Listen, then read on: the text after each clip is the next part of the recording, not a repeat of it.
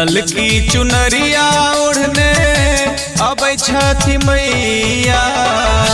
ललकी चुनरिया ओढ़ने अब छठी मैया। डोलिया पभ को सवार है। अड़हुल फूलक हार ने अभी हैं मलिनिया। मैया के करब श्रृंगार है। अड़हुल फूलक हार ने अभी हैं मलिनिया। मैया के करब श्रृंगार है।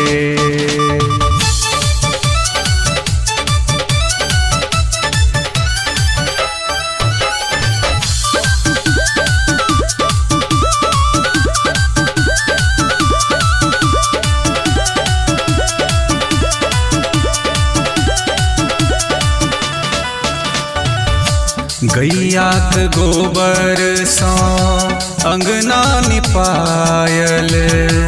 चौमुख दियरा सो द्वार सजायल। लाल रंग टिकुली माँ के लाल रंग चूड़ी।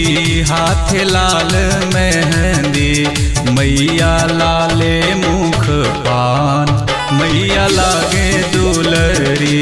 गैया के गोबर सा अंगना निपायल।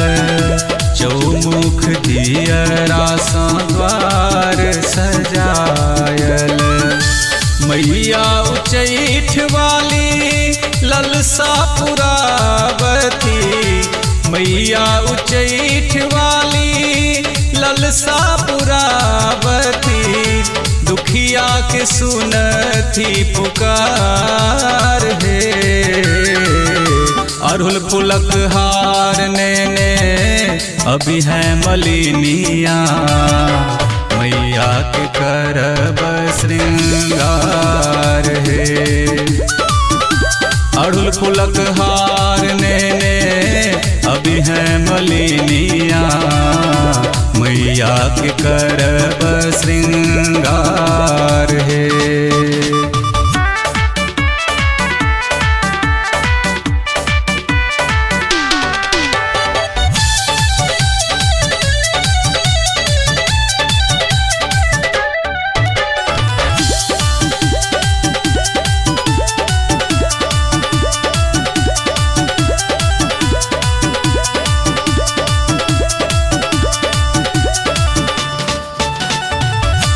चरण पखारब माँ के आसन लगायब।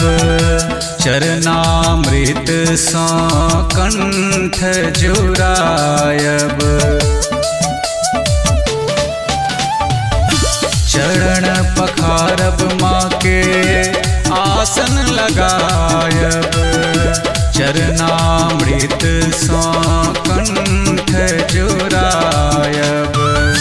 गरीबक घर में जे किछु जुरल। गरीबक घर में माँ जे किछु जुरल। प्रेम स करब स्वीकार है।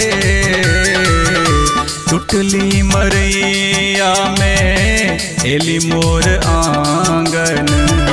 धन्य हमर आई भाग्य है माँ। टुटली मरैया में एली मोर आंगन। धन्य हमर